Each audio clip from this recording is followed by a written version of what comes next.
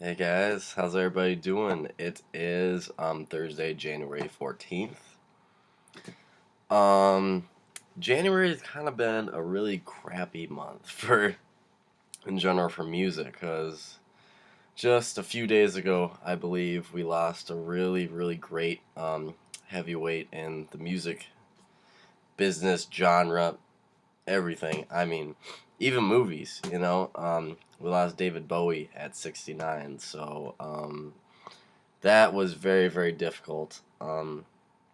He had a huge role on music in general, and just to lose someone that big of a caliber, that's tough. It's People are still really grieving over it, of course. So it's a very hard loss for music. Just starting out this year, it's crazy. Just no one really saw that coming, and to hide it for 18 months, that's tough to do when you have that much just amount of people watching you and stuff. I mean, that's crazy. And then Lazarus, the music video from his new record Black Star, that just kind of summed up like his like goodbye letter to everybody, because I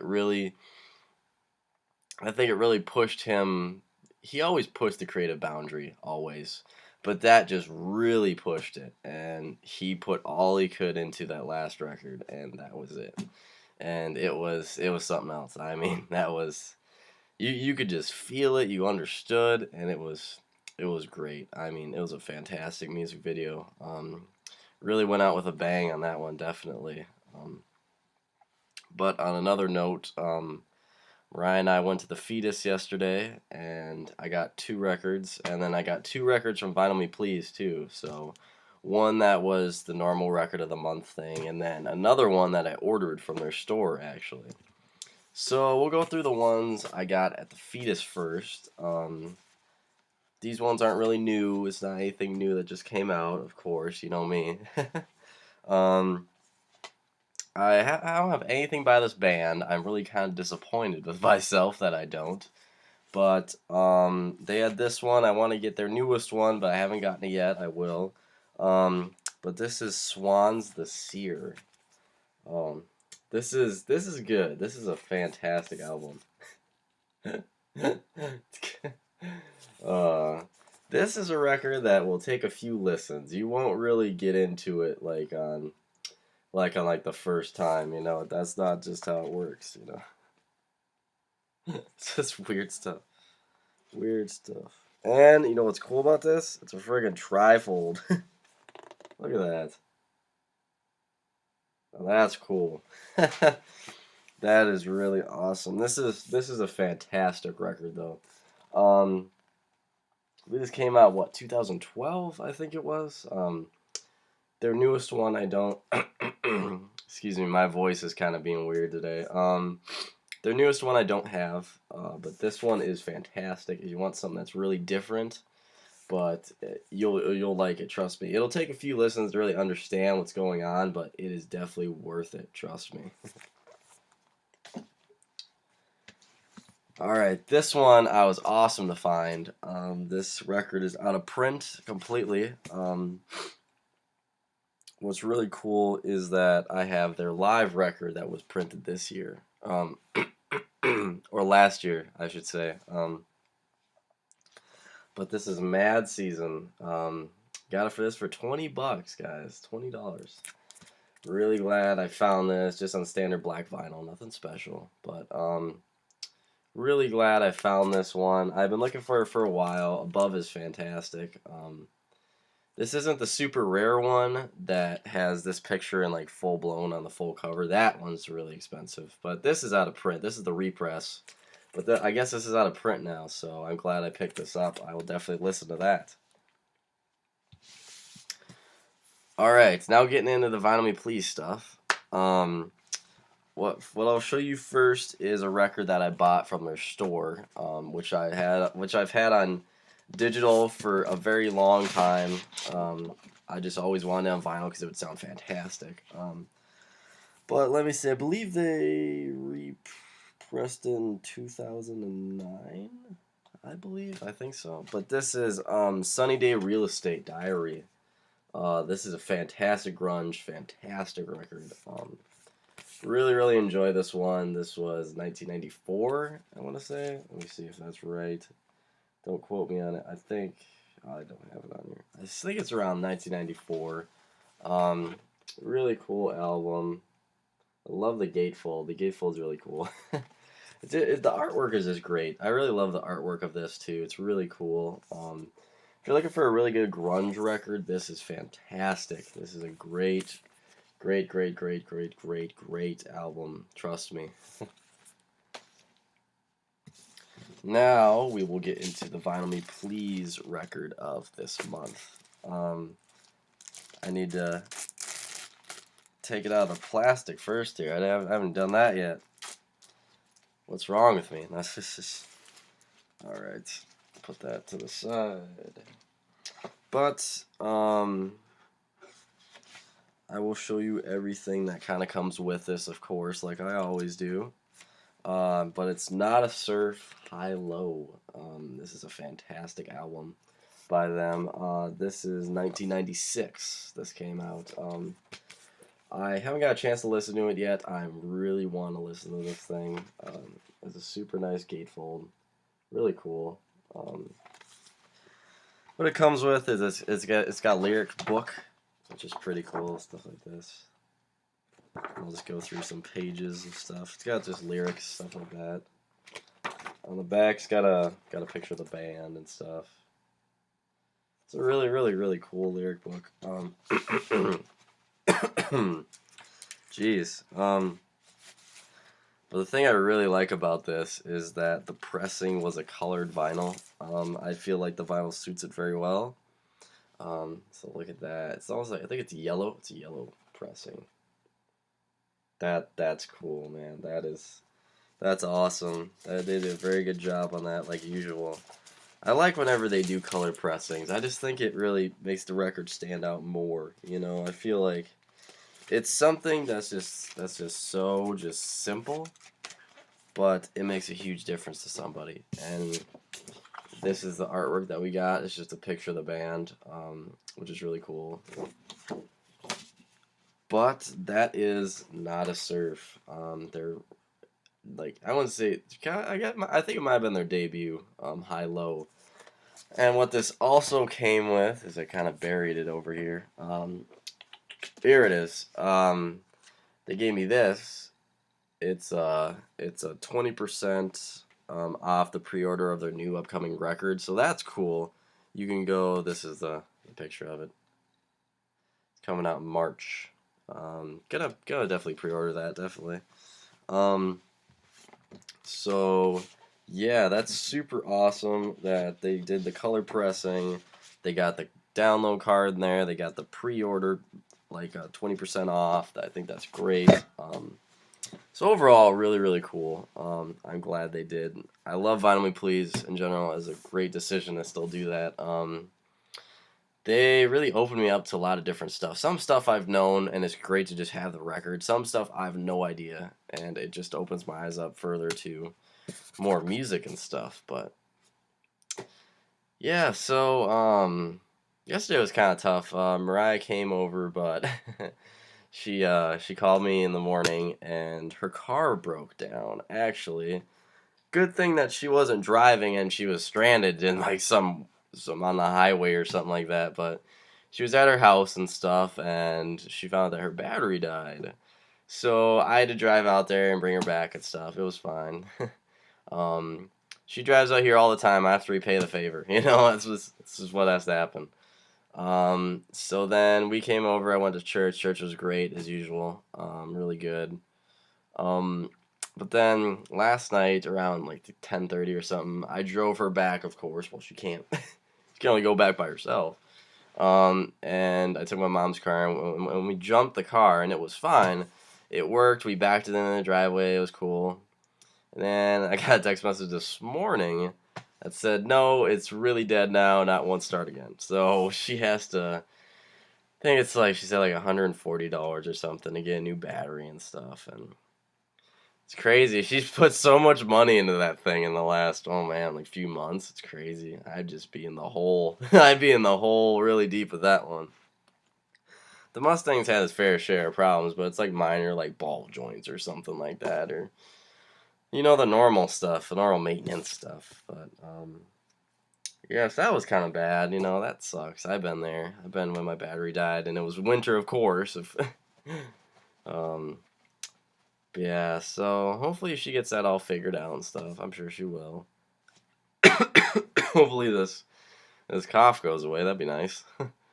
um, I work Thursday and Friday, but then Saturday is the big game. Green Bay and Cardinals. That should be super, super good. Very excited for that. That's a huge game. Of course, we're in the playoffs. We're getting there. We made it to level 2. Hopefully, we can make it to level 3. I hope. This happens. But we'll see. The first time we got blown out of the wire, it was a terrible game. Absolutely ridiculous. I mean, it was so bad.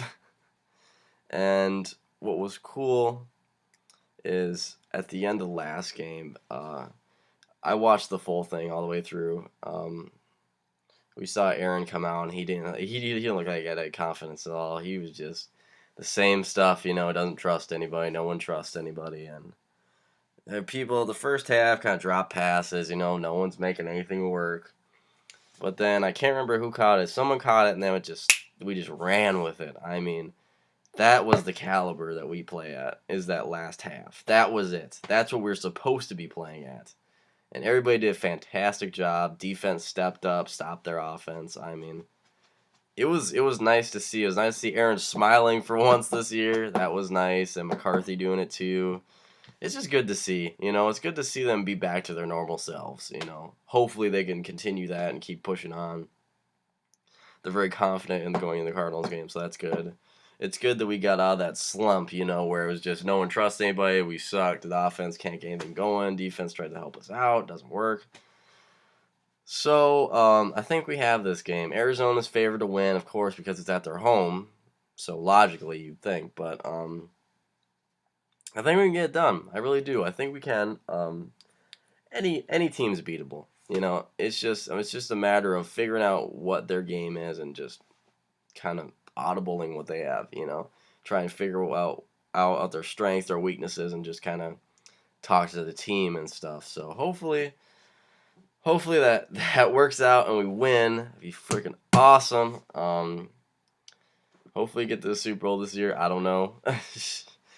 The way we played the whole season up till now, it's like, no, I don't think that's going to happen. But the last half of the last game, there is a light at the end of the tunnel because that's what we normally play at every year. So there may be a chance, or maybe we might be able to get in there. Panthers are good, though. Panthers, I think, are going to smash Seattle. I mean, they're going to run them out. It's just, so I don't like Seattle in general. They can just lose all the time. But yeah, hopefully we can get it. I hope so, very, very much. I hope so. Hope so. So we'll see. We'll see what happens. No promises, but you got to keep the faith, right? Even when times are tough and stuff, we get pissed off at the team's not playing very well. I had a big argument over that when we lost to, I think it was the Cardinals that really sparked this thing. And I got kicked out like this group on Facebook. It was so stupid. The Packer fans are right fucking each other's throats and stuff. I mean, come on, guys. You gotta be realistic with this crap. They're like, the main guy was a douche anyways. Screw him. He's not a fan. Come on. He's what he thinks. Okay, we lost terrible to the Cardinals. You can't say that sucked. We sucked that game. As a fan, anybody could say that. That's perfectly fine. You're telling the truth. And he's like, no negative comments. We can't be negative. I'm like, well, that kind of is what happened. You can't fucking sugarcoat the crap. And he kicked me out for being realistic and honest. Well, screw him, man. I don't care. I'm always going to be a fan, always will, but that doesn't mean I can't get pissed off when we don't play to our caliber. Any fan knows what we can play to. No matter how long you've been a fan, you've seen it. I've seen it. And what we have been playing at isn't our caliber. And to say we may not make it to the Super Bowl, it's being honest. I can still be faithful. That doesn't mean I'm just a bandwagon drop off. Being the difference between being faithful in a team and not being faithful. The faithful people can get pissed. That's fine. That's what makes a fan, guys. You can't always be positive. If you're positive, the team wouldn't even give a crap and make you think you don't even care. It's just like a slap on the hand when they don't play good. They think, it's all right. They don't really mind. So it doesn't really spark the energy. I think it's really apparent that if they suck, we need to let them know. We own the team. They need to know that we're pissed, and we know what they can play to, because that sparks them to say, hey, no, they understand. They know what we're doing. And I think that's just apparent that we need to do that. And I think it's stupid, and the fans that say we can't be negative, they aren't fans. They don't understand what a fan is. There's no fan on this earth who's always completely positive. There's nobody. There's no one. I mean, you can't tell me when we lose 8-38 that you're keeping positive. I don't think so. Not in that situation. I can say we sucked all we want. That's true. We did. We didn't play good. We played crappy. No one did anything. And I have no harm in that. But the faithful less people are the people that do get pissed but then leave. Those are the people. Faithful people can get pissed and stay. That's fine. I can be pissed, but that doesn't mean I'm less of a fan and I don't care. I feel like the more you get frustrated, it means you care. You care about the team. You know what they can play to. I think that's a key component to that. And what he thinks is just ridiculous. That's not a fan, man. You can't always be positive. You have to be realistic in the situation. That's what's screwed up with the world. Everybody wants to hear the good stuff. They don't want to hear the bad. They just want to go around the problem and not even pay any attention to it. Life is going to eat you up and spit you out. That's what's going to happen. And it's not going to be good. And I know that. I don't sugarcoat crap. If you did bad, I'll say you did bad. I have no problem with that. The truth hurts, man. That's just what happens. We can't be so afraid of the truth. I don't understand people. They're stupid. We're like, no, we did pretty good. No, we suck. Say it. It's like, no one wants to hear the bad stuff. Well, sorry guys, that's what life is. Life isn't what it's cut out to be. It's not this happy, oh, when you grow up, it's going to be great. No, it's going to suck. It's going to be fucking terrible. People may not make it. People may not succeed. That's just what happens. That's what happens. And we need to tell people that, we can't be sugarcoating crap like, you're all going to succeed, you're all going to be winners. No, not everyone's going to be a winner, Not everyone's going to succeed. Not everyone's going to get first place, And I think that's imperative that we teach people that. I will not sugarcoat crap with anybody. I will say, you may not succeed. That's not bad. They're learning from that, People need to know that not everyone's a winner. That's just what happens. Not everybody can win the race. It's impossible. Everyone can't win. No one can win. Sure, there's a few people that win. That's fine, but not everybody's gonna win. Some people may never win in their life, But does that make them less of a person? No. It's being honest, and I think that's what this world needs and everything. Especially the Packers, too. You need to be honest with them, man. I think it was great that they wanted fans to write letters and stuff. I think that helped them out, It really encouraged them to say, hey, we know how you play. We need you guys to come back and stuff. And gosh. It's just, the world needs honesty. They need to be realistic. We can't be hiding behind this curtain of positiveness. That doesn't work anymore. That's like when you're a little kid, that's what you want, And you can get away with that. That's the thing. As an adult, you can't get away with crap like that. You have to be realistic in order to survive this world.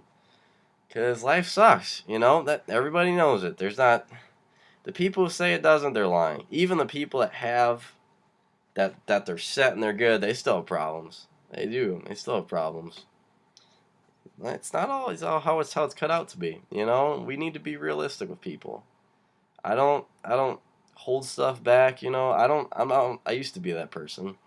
I used to be the person that just didn't want to start anything, didn't care, just wanted to be left alone, didn't want to cause waves, But life told me, you need to stand up for what you think, and don't let people take advantage of you. If you think something's crap, fucking say it. And some people be like, yeah, Jake, there's a time and place for it. But I really think that's true. And even with this class system, I think we all should be equal. I think that's a load of crap.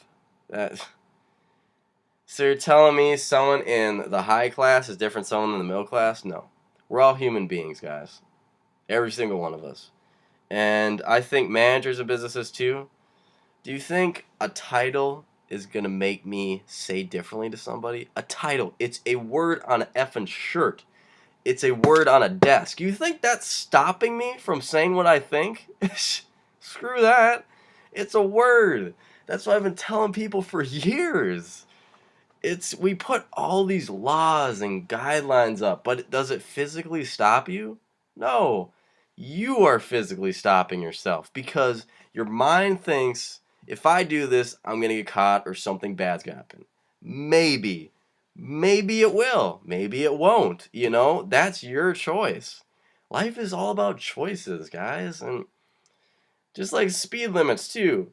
If your car goes above 65, does it automatically just stop you and push you back to... No. You can do what you want, It's just the thought of maybe a cop will be there. Maybe somebody... Can't live your life by guidelines, man. If you want to do something, do it, I don't think people should be afraid, Laws are just words on a piece of paper. It's nothing that's... Until they find a day that something can physically stop you from doing crap, that's not going to happen. So don't hold back, be you. Be you. Be what you want, Do what you want. I think that's BS when people just... I talk to everyone like I talk to just a normal person. If you're a manager, you're the president, I don't care. I'll tell you straight up what I think. And I think that's apparent for this world to do that. People can get all butthurt and say, oh, I'm this person. That doesn't matter. That doesn't matter. Your title is a word on a shirt or a name on a desk or a name on a freaking door. Think that's going to stop me from saying a word is going to stop me? Come on, man. It's so stupid. This world is just so screwed up. They think... If we, like me, if I put on where it said manager, no one will say anything. That's sad. It's just depressing. It's just the stupidity that life has come to. They think there's signs everywhere. Don't walk, walk. So that little flashing light up there is gonna make you think that you can't do it. The only thing that's stopping you in life is you. You're stopping yourself. Life isn't stopping you. It can put up signs and say, no, you can't have this, you can't bring dogs in. But does it physically stop you?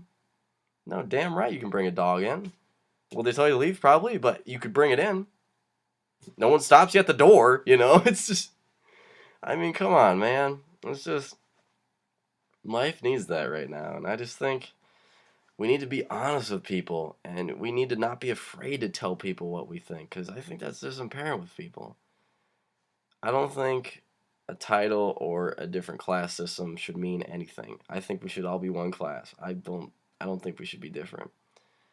Just like you make more money than me, does it make you a better person? No. It shouldn't. It shouldn't make a difference. We're all humans here. Everybody is exactly the same. If you make $10 and you make $1 million, it shouldn't matter. And it shouldn't affect what you say to them. We're all humans here, and I treat that like everything else. Like, if there's something that I don't like, I'll say, hey, this is BS, man, I'm not afraid to say it. I used to be. I used to be afraid of my effing shadow, but, because I didn't want to start anything, but life told me that you need to step up, if something's wrong, you need to at least try, do your best, There's people out there that need your help, and I'm ready to back anybody up, If work is being a dick to them, I'll go in there. Hell yeah. Every person deserves that. Deserves a person like that to look out for them and kind of help them along the way. Be like a guideline, And that's like what I'm with me. I know this video is getting super long, but I just feel like I need to share this stuff. And with me, it's always been like that. I've always wanted to just help people. Even if I knew I would fail, I would at least lead I would need to at least try, you know? There's people in my life now who need help, and it's like, do I help them or not?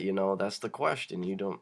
I had someone come up to me and say, "As a situation, my husband and their family, that's do I help or not?" It's that question. It's hard, because it's like there's no really answer to it. There's no really answer to that question. You kind of make the decision, and that's the thing with me. I feel like if a situation arises and I'm in the area or I get turned on to it, I should be able to help at least try, And I feel like if I just sit back and don't think about it, I failed, I failed the person. Even if I couldn't like make them happy in general, at least you try, You need to at least try at that stuff. I know that may be my downfall, but I just like to help people, man. I just think everybody needs a second chance, I've been given second chances even when I thought I didn't deserve it, but God doesn't give us second chances on our terms. It's His terms, I could say, I did all this bad crap, I don't deserve a second chance, and He don't give it to you. That's super generous, and I was at the point in my life years ago where I thought, I did all this stuff, I almost got kicked out, I almost got my car taken away, I couldn't have my phone, someone had to be with me even though I was home. I mean, I didn't deserve anything. It's like, I don't deserve a second chance. Look what I've done. I've pushed everybody away. And the thing that really turned my life around was, it was a relationship. It's a long story, but the thing, it's hard to talk about too, so don't think this is easy, but it was a relationship that I should have never gotten myself into. It was just a mistake. Everybody told me no, it was a bad idea. And as I got further into the relationship, I started losing people. I started pushing people away. My parents, my dad, my brother, my brothers, my friends, best friend. Guys call our best friends brothers. We're all brothers. And I pushed them away, pushed my whole family away because they didn't believe in me. So I tried to grasp onto someone. There's got to be someone who believes in me. And the thing that really woke me up, that I'll never forget it, man. I'll never forget it. It was me and my cousin are like brothers. We damn well could be. And it was a time where he was over, and he was the one person I thought that'd be on my side, because he was the one who was just like me. He wouldn't say that to me. He believes in me, And we had to take my dog on a walk. It was just us. And he's not the type of person to speak out to me like that. And just in general, he doesn't like to do that. He gets really nervous and stuff. But he came out to me and he said, it's what she's doing is wrong, Jake. It's not good. You need to get out of it. And to hear him say that hit you, because it made me think the one person that I thought would be on my side was not. The one last person wasn't on my side. And he was the one that turned my life around. So Mitch, I thank you so much for saying that to me. I mean, if you hadn't said that, I would have still been in the same hole that I was in. But you opened up my eyes, man. You did. And I thank you so much for that. Every day I do. Thank you for just stepping out of your comfort zone and saying that to me. Because you needed to say it, and I needed to hear it. And that was like the turning point, And it was funny because in that situation, you think that you need to grasp onto someone. There's got to be someone in your connection or family that's got to be on your side. There's got to be somebody. And I thought it was him, and I was wrong. And I broke that thing off. It was the best thing I could have done in my life. I mean, one of the best things I've done for myself. I never regret any of it. I should have done it a lot sooner. Shouldn't even gotten to it at all. But he was the one that was there that said, no, Jake, this needs to stop. You pushed everybody away. You pushed me away. And to hear that from your brother, man, that's tough. That's hard. You don't want to hear that. The one person who wouldn't speak out or anything wasn't even on your side at all. And he was on the right side, just like everybody else. I was I was one with my blinders on the wrong side, you know. But I didn't want to believe that was wrong. So that's why I said it makes you grasp on the people and try and pull someone in with you. If you want to go down, you gotta go down at least somebody. And I went down with myself, you know. There was no one there. Because I pushed everybody away, you know.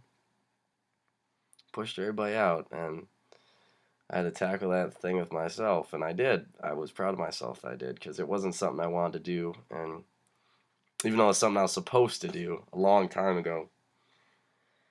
But I thank you so much, Mitch. Every day I think back to that, and I'm so glad that you stepped out and said that, because it changed my life forever.